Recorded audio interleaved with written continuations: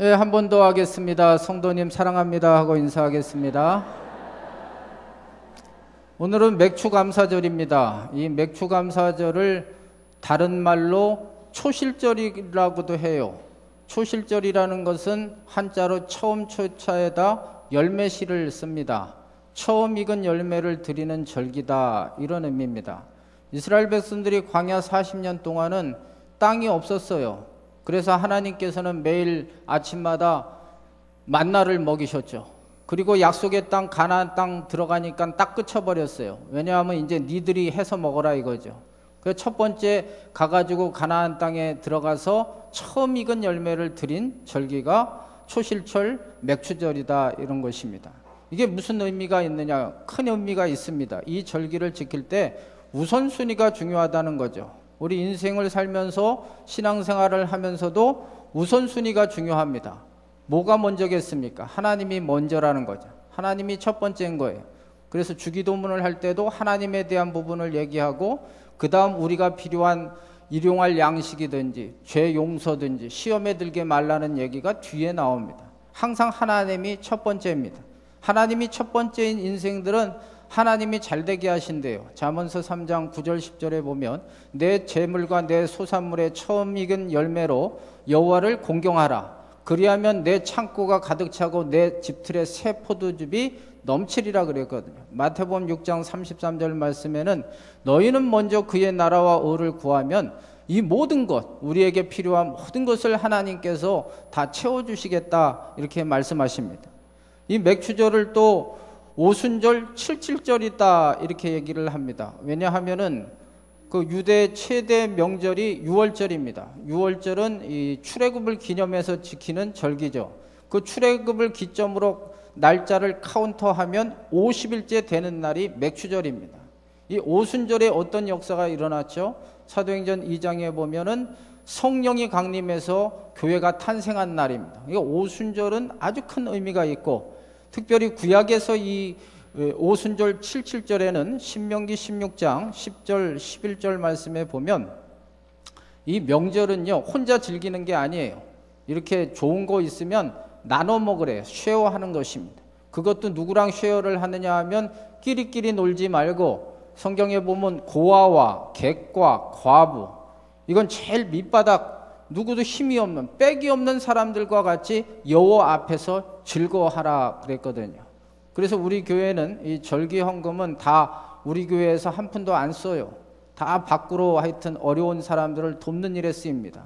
이 맥추감사 헌금은 다일 공동체 바퍼 주는 그 최일도 목사님, 그분을 통해서 전액 기부를 합니다. 그러니까 이 절기의 의미는 혼자 즐기는 게 아니라 어렵고 힘든 사람들을 기억하라는 의미가 있습니다. 그럼 이 맥추감사절을 꼭 이거 지켜야 되냐 이거죠. 이게 보리맥자를 쓰거든요.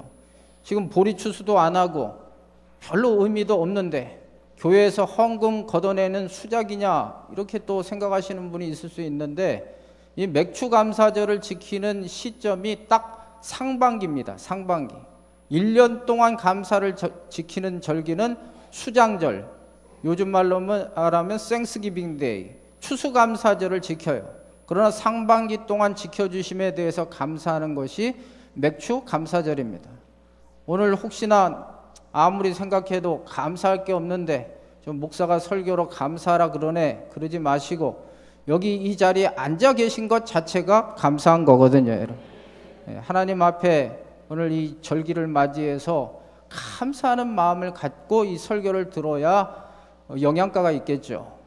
성경에 보면 우리 삶이 두 가지 삶입니다. 딱 두 개예요. 어떻게 보면 원망불평하는 삶이 있고 감사하는 삶이 있습니다. 원망불평하는 사람은 안 돼요. 하나님이 계시기 때문에 안 됩니다. 원망불평한다는 것은 하나님에 대한 불신이죠. 하나님의 백성은 하나님이 주관하시는 거잖아요. 하나님은 살리기도 하고 죽이기도 하고 높이기도 하고 낮추기도 하고 가난하게도 하고 부하게도 하시는 하나님이세요. 때로 가정 속에 어려움은 있을 수 있어요. 믿음의 사람들이라고 해가지고 뭐든지 잘 됐냐? 안 돼요. 그러면 인생이 되겠습니까? 그러면 교회에 앉아 있겠어요? 그러니까 우리 삶에 고난이 있지만 결국은 하나님의 백성은 하나님이 책임져 주셔서 모든 것을 합력하여 선을 이루시는 거거든요. 그러니까 머리 좋은 사람들이 이제 그걸 잘 잡아내거든요. 남의 단점도 잘 잡아내고 또 문제점도 잘 잡아내서 자기가 스스로 만족하고 나는 이런 사람이야. 그런데 그게 망하는 지름길입니다.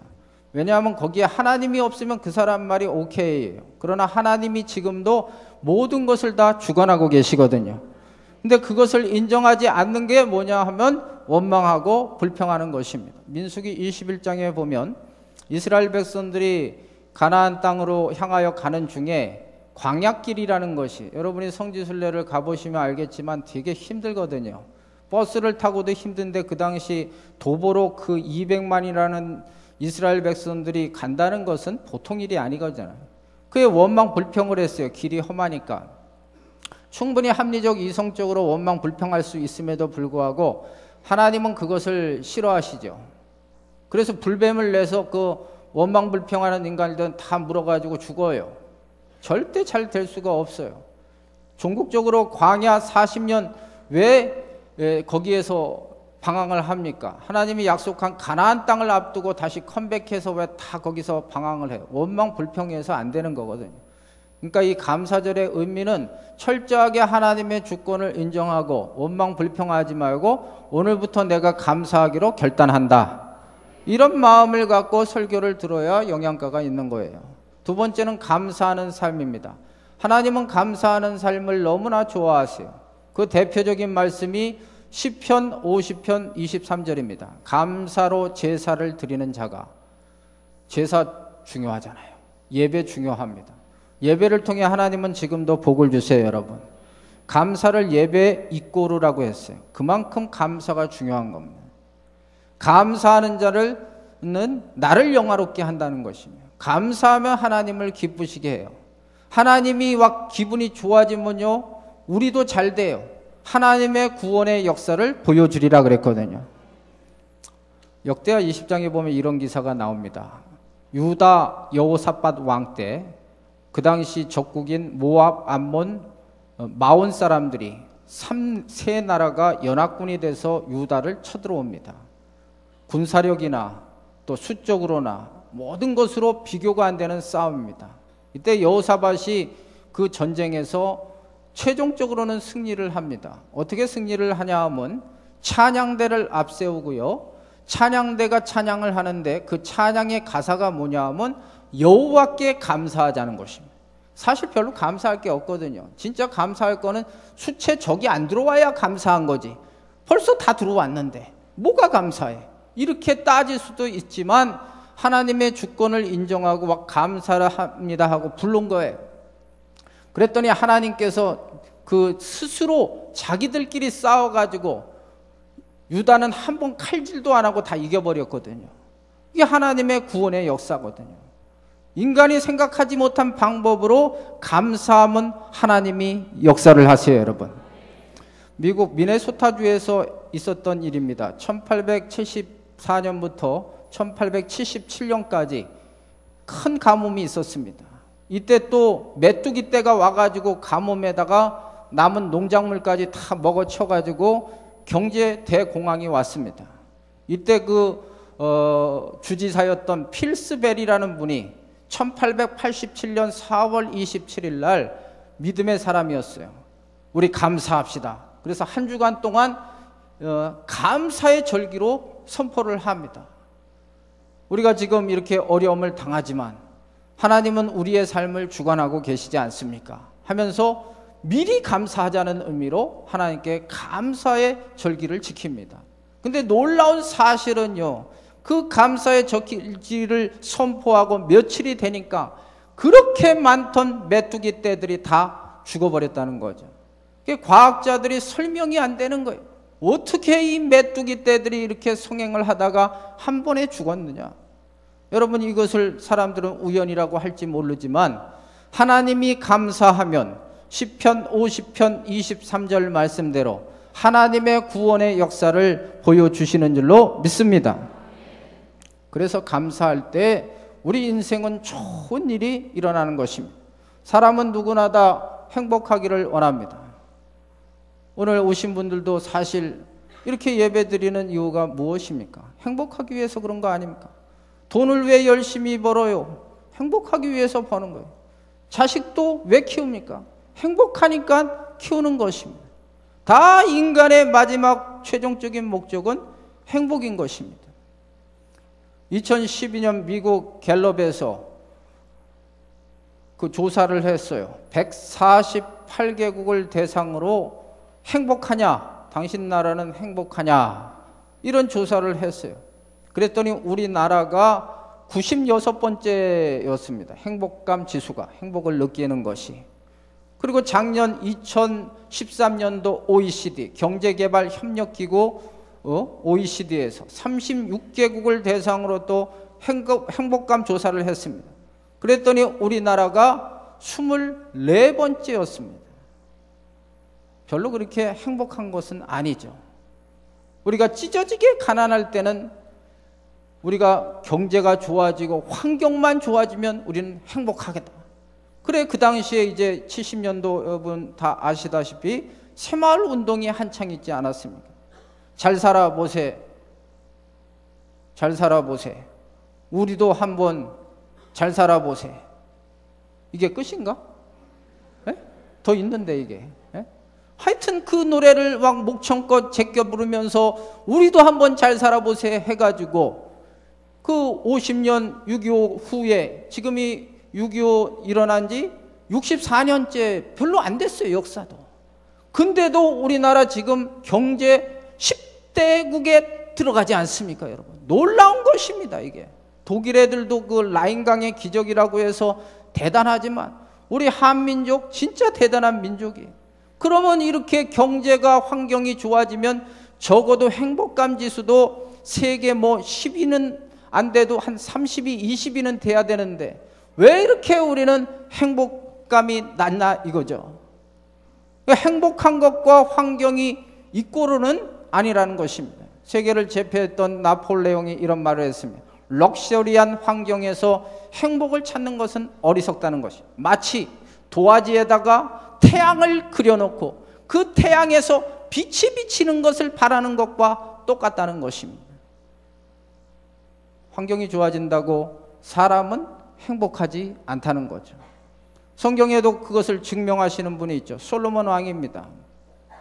이스라엘의 세 번째 왕이었던 솔로몬. 지혜를 구했더니 하나님께서 지혜만 주신 게 아니죠. 전후무하게 이 세상 모든 것들을 다 즐길 수 있도록 하나님 다 허락하셨잖아요. 그러나 그가 쓴 전도서에 보면은 이 세상의 삶을 헛되다라는 말로 표현하고 끝내지 않습니까? 환경이 좋다고 사람이 행복해지느냐? 그럼 우리가 원하는 이 행복은 과연 어디서 오느냐 이거죠. 행복은 감사할 때 온다는 것입니다. 감사의 힘이라고 있는 책을 썼던 데볼라 로빌이라는 사람이 이런 말을 했습니다. 하루에 세 번 감사한 것을 적어보면 불행한 과거로부터 자신은 탈출할 것이다 그랬거든요. 감사하면 인생은 행복해진다는 것이에요. 그러면서 하는 얘기가 불행한 사람들은 항상 자기에게 없는 것을 보고 신세한탄을 하지만 감사하는 사람은, 행복한 사람은 자기가 가지고 있는 것을 가지고 감사하는 사람이다라는 것입니다. 환경이 좋아진다고 감사하지 않습니다. 하나님을 믿는다고 해서 갑자기 여러분이 벼락부자가 되고 로또 복권이 되지는 않습니다. 그건 하나님이 안 사랑하시는 증거입니다. 제가 보기에는. 우리의 마음이 먼저 감사할 때 행복해지는 줄로 믿습니다. 감사하면 좋은 일이 일어납니다. 감사하면 자신의 삶이 변하고, 감사하는 사람 옆에는 이게 전이가 돼서 같이 감사해서 사람의 삶이 바뀝니다. 어느 교회에 한 여집사가 있었습니다.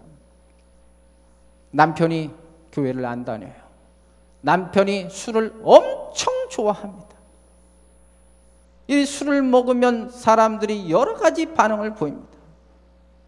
제일 좋은 거는 술 먹고 그냥 자면 돼요. 간단합니다. 주사를 부리지 않고 깨끗하게 그냥 주무시면 좋은데, 이 남편은 개가 되는 거예요. 개가. 그래가지고 술만 먹으면 그렇게 얌전하다가도 개판을 쳐놓는 거예요. 개판을. 집안도 엉망진창을 해놓고. 이 부인이 어떻겠습니까? 어느 날도 술에 만취해가지고 들어와서 개판을 쳐놓은 걸 다 정리해놓고 남편 자는 그 옆에서 하나님 앞에 신세한탄을 하는 것입니다. 내가 이런 것을 만나가지고 언제까지 이 짓을 하면서 살아가야 되느냐. 이렇게 하니까 자기도 슬퍼지고 남편도 그렇게 미워 보이다는 것입니다. 그러다가 오늘 이 설교처럼 감사라는 말이 생각나서 빌립보서 4장 6절에 보면 아무것도 염려하지 말고 기도할 때 감사함으로 하나님께 아뢰라, 이 말이 생각나는 거예요. 하나님 말씀대로 그래도 노력해 봐야지. 감사의 조건을 찾기 시작합니다.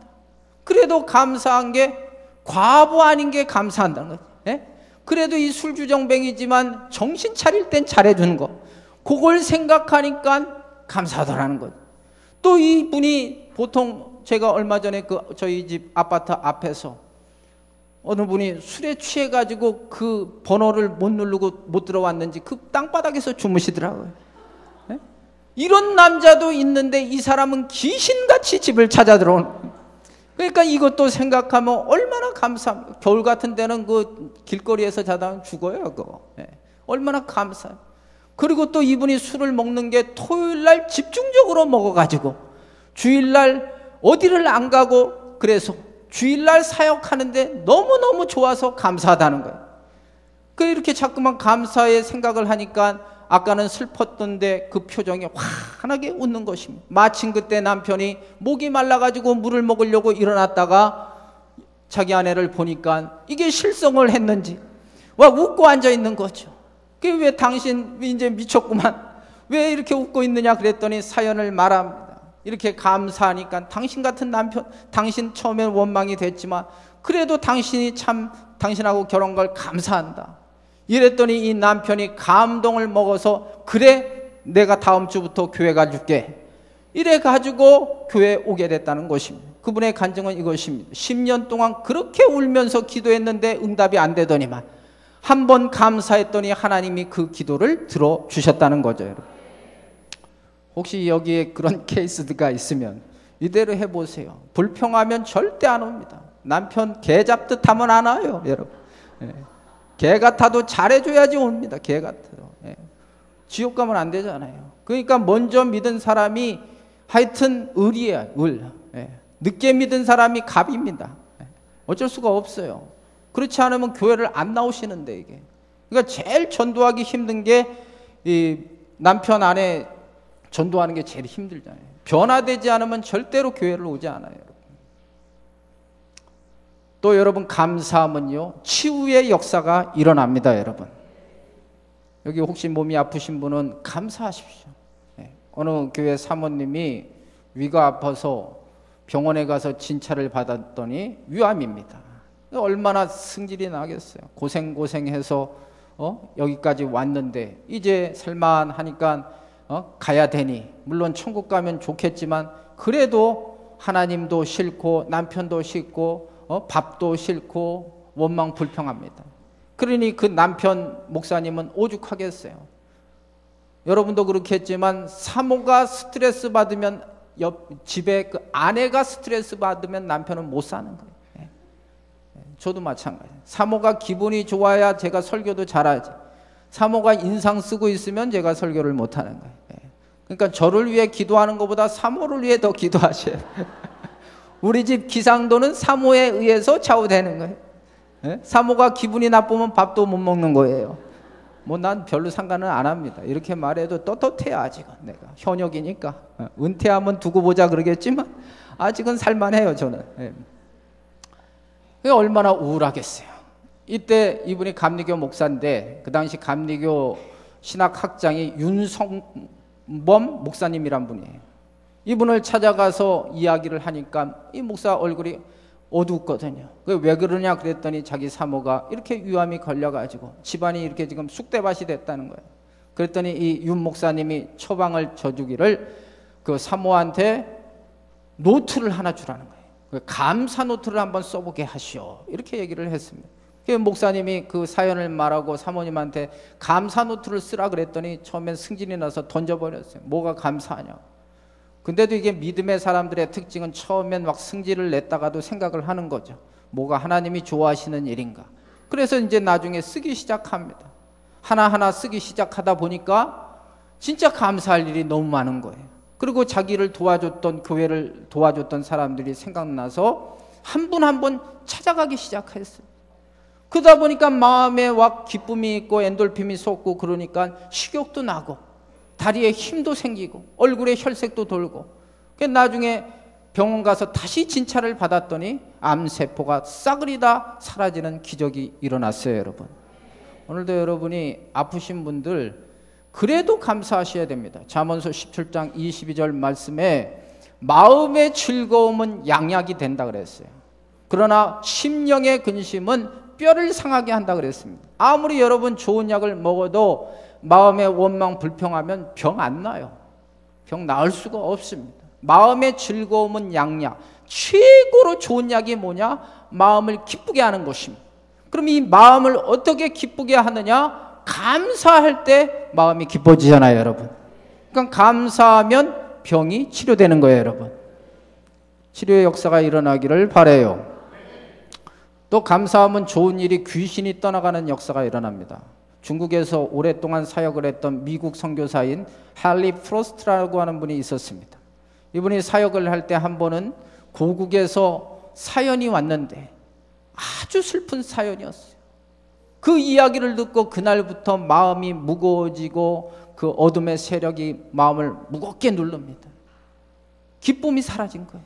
아무리 기도를 해도 이 귀신이 나가지 않고 마음을 지배하고 있는 거예요. 그러던 어느 날 선교 본부를 방문하게 됐는데 그 벽면에 이렇게 써 있었어요. Try Thanksgiving. 감사를 시도해 보시오.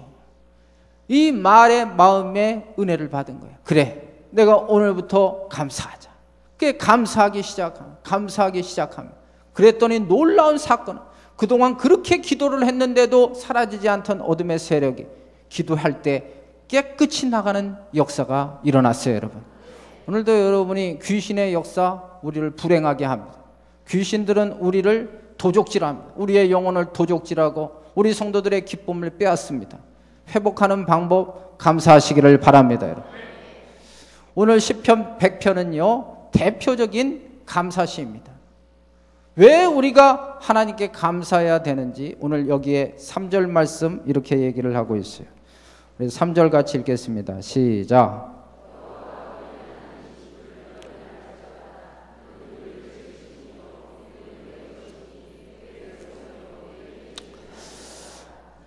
시편 100편의 시인은 우리가 감사해야 된대요. 오늘 설교 제목이 하나님께 감사라는 거죠. 왜 감사해야 되느냐? 하나님이 우리를 만드셨기 때문에 감사라는 거예요. 이 말은 하나님은 우리의 창조주가 되시는 것입니다. 우리는 하늘에서 뚝 떨어진 존재가 아닙니다. 하나님이 우리를 만드셨어요. 하나님이 우리의 시초고 하나님이 우리의 근본입니다. 이 사실을 깨달을 때 우리는 하나님께 감사할 수 있는 거예요. 그 만드신 하나님은 전지전능하신 하나님이세요. 오늘도 여러분이 이 자리에 왜 오셨습니까? 여러분 스스로 인생을 살 것 같으면 오실 필요가 없겠지. 오늘도 하나님이 우리와 함께 하시면, 전능하신 하나님이 함께 하시면 된다. 어떤 문제든도 해결이 된다. 이런 믿음이 있으니까 오늘도 예배 자리에 오신 거 아니겠습니까? 그래서 우리는 하나님이 창조자이시고 하나님이 우리의 전능자이시기 때문에 우리는 감사하는 것입니다. 어떤 분이 기도를 했어요.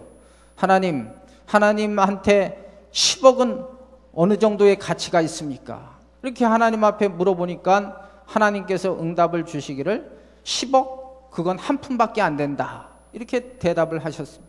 그랬더니 이 사람이 또 기도를 합니다. 하나님, 1000년은 하나님께 어떤 의미가 있습니까? 그랬더니 하나님께서 1000년은 1초 정도 의미가 있다는 것입니다. 그래요, 하나님? 그럼 하나님 제가 지금 어려운데 한 푼만 주세요. 그랬더니 하나님께서 이렇게 대답을 하십니다. 주고 말고 그러나 1초만 기다려라. 이게 우스갯소리 유머지만 하나님은 우리와 시간 개념이 다르고 하나님의 스케일은 우리와 다르십니다. 오늘도 여러분이 하나님을 향하여 감사할 수 있는 것은 내 형편과 처지를 볼 때는 원망 불평할 수 있지만 하나님의 전능하심, 하나님이 나를 창조하신 그 사실 때문에 감사하시기를 바랍니다. 또 3절 후반절에 보니까 우리가 왜 하나님께 감사해야 되느냐 하면 우리는 하나님의 것이고 하나님의 양이고 하나님의 백성이기 때문에 우리는 감사하는 것입니다. 아무리 하나님이 창조주시고 전지전능하신 하나님이라도 나와 관계가 없는데 뭐가 감사하겠어요? 신앙이란 게 나와 관계가 있어야 그것이 의미가 있지 않습니까? 뭐 다른 사람이 응답을 받는 것도 중요하지만 그 하나님이 나에게 응답을 주실 때 의미가 있는 거 아니겠습니까? 하나님과의 관계 속에서 우리가 감사하는 것은 우리는 하나님의 것이기 때문에 감사하는 거예요, 여러분. 하나님의 것은요, 하나님이 지켜주세요. 이사야 43장 1절 2절 말씀에 내가 너를 지명하여 불렀나니 너는 내 것이라. 물 가운데 지날 때도 불 가운데 있을 때에도 내가 너를 지켜주리라. 그 미국의 유명한 1800년대 소설가가 있습니다. 마크 트웨인이라고 하는 분입니다. 이분이 쓴 작품이 여러분 어렸을 때 많이 읽은 톰 소여의 모험, 허클베리 알어. 해봐 설교를 이렇게 힘들어요 이게. 내가 또 우리 엄마가 낳는데 내가 혓바닥이 짧아요. 이게 혀가 잘 안 들어가. 너 해봐라. 허클베리 핀 해봐. 못해? 바보야?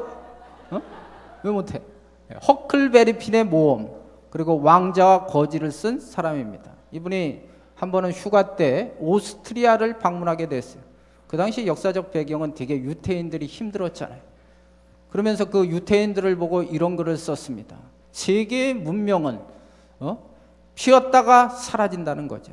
그 대표적인 문명이 이 유태인들과 관련돼서 바벨론, 페르시아, 헬라, 로마, 이 세계 문명을 지배했잖아요. 모든 민족을 지배하고 유대인들을 지배했잖아요. 근데 지금 바벨론 다 사라졌죠. 페르시아 사라지고 헬라 사라지고 로마 사라지고, 근데 유대인들은 지금도 존재한다는 거예요. 이걸 어떻게 설명하느냐, 그런 질문을 가졌어요. 이때 그 졸라 신학교의 세이프 학장이란 분이 거기에 대해 이렇게 대답을 했습니다. 바로 오늘 여러분이 읽은 3절 말씀. 하나님의 것이고 하나님의 백성이고 하나님의 양이기 때문에 존재한다. 오늘 이 시간도 여러분이 어떠한 문제를 만났든지 감사할 수 있는 것은 하나님이 지금도 우리를 붙들고 계시는 줄로 믿습니다. 그 사실을 깨닫게 될 때 감사하는 거예요. 아까도 말한 대로 과정 속에 어려움은 있을 수 있어. 예수 믿는다고 고난은 땡이고 축복만 계속 있지는 않습니다. 그러나 그 고난이 아무리 깊어도 고난보다 더 크신 하나님이 계시기 때문에 우리는 승리할 것을 믿고 미리 감사하시기를 바랍니다. 그럼 어떻게 마지막으로 감사해야 되느냐? 여기 4절이 그 해답입니다. 4절 제가 잠시 읽겠습니다. 감사함으로 그의 문에 들어가며 란 말씀이 있어요. 여기 문은 요한복음 10장 7절에 보면 예수님이 문이에요. 여러분 잘 들어가셔야 돼요. 비행기 타실 때 다 게이트가 있잖아요. 그 여행지마다 다 게이트들이 있습니다. 만약에 다른 게이트로 들어가면요 목적지 못 가요. 우리가 들어가야 될 거는 예수 그리스도께로 가셔야 돼요, 여러분. 그러면 우리의 생명이 있고 풍성한 삶이 있다고 요한복음 10장 10절에 말씀하고 있습니다. 예수님께 들어간다는 것은 믿음으로 가는 거예요. 믿음으로. 어떻게 감사하냐? 믿음으로 감사하시기를 바라요. 하박국서에 보면요 감사할 게 하나도 없어요. 무화과 나무 잎이 무성치 못하며 포도나무에 열매가 없으며 우리의 양이 없고 외양간에 소가 없을지라도 나는 하나님을 인하여 감사한다 그랬거든요. 오늘 이 시간에 여러분 환경이 좋아진다고 사람은 감사하지 않습니다. 죄성이 있는 인간은 조금은 좋을 수 있어요. 그러나 믿음이 없으면 어떻게 생각하느냐 하면 우연이겠지. 내가 잘나서 그렇지. 아다리가 맞았네. 이렇게 생각해요. 절대 하나님의 이름이 안 들어가요. 그러나 믿음이 있으면요 우연은 없어요. 하나님이 지금도 내 머리털까지도 세시며 참새 2마리아가 한 아사리온에 팔리는 것도 하나님이 허락하시지 않으면 하나도 땅에 떨어지지 아니한다. 하나님이 이 시간도 우리를 주관하고 계심을 믿습니다, 여러분. 그래서 믿음으로 감사하시. 서울에서 오래전에 있었던 일입니다. 어떤 사업가가 사업을 하다가 다 말아먹었어요. 부도가 나버린 거예요. 이 사람이 살 수가 없어서 결심한 것이 죽겠다. 한강으로 갑니다. 한강 가서 이제 죽으려고 하는데 어디선가 소리가 들렸어요. 다리 밑에 가보니까 그 작은 텐트에 그 찬송가가 들리는 거예요. 인내하신 구세주여 주 안에 있는 나에게, 뭐 이런 찬송이 들리는 것입니다. 그걸 들으니까 왠지 마음이 평안한 거예요. 그 찬송이 들리고 나서 예배가 끝난 후에 사이렌 소리가 났어요. 불자동차가 불이 났는지 사이렌 소리가 나니까 이때 그 텐트 안에 있던 거지 아빠가 아들한테 말합니다.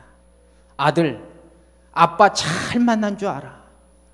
아빠 잘 만나서 불탈 집도 없지 않냐, 이렇게 얘기합니다. 그랬더니 아들이 또 웃으면서 그래요 아빠, 나는 너무 아빠 잘 만난 것 같아요. 그러면서 또 옆에 있는 마누라한테 얘기합니다. 당신 남편 잘 만난 줄 알아. 탈 집도 없고 얼마나 행복하냐 이거죠. 그랬더니 온 가족이 그 말에 와 깔깔거리면서 웃는 것이에요. 이것을 듣고 부도난 사업가가 생각한 거예요. 야, 진짜 나보다 더 거지 같고 아무것도 없는데 어떻게 저렇게 행복하냐. 예수 믿으면 행복하구나. 그래서 예수님을 영접하고 다시 재기했다는 일화입니다, 여러분. 환경이 좋다고 감사가 나오지 않습니다. 오늘 그 문으로 들어간 것처럼 예수님으로 인하여 감사하시기를 바랍니다. 감사는 자꾸만 표현되셔야 됩니다. 지금 브라질에서 월드컵을 하죠. 보니까 4강에 브라질과 어디지? 아니야, 아르헨티나 아니야. 독일하고 브라질하고 독일하고 하고 그 다음에 네덜란드하고 아르헨티나하고 이번에 이제 목요일인가 수요일날 이렇게 5시에 하거든요.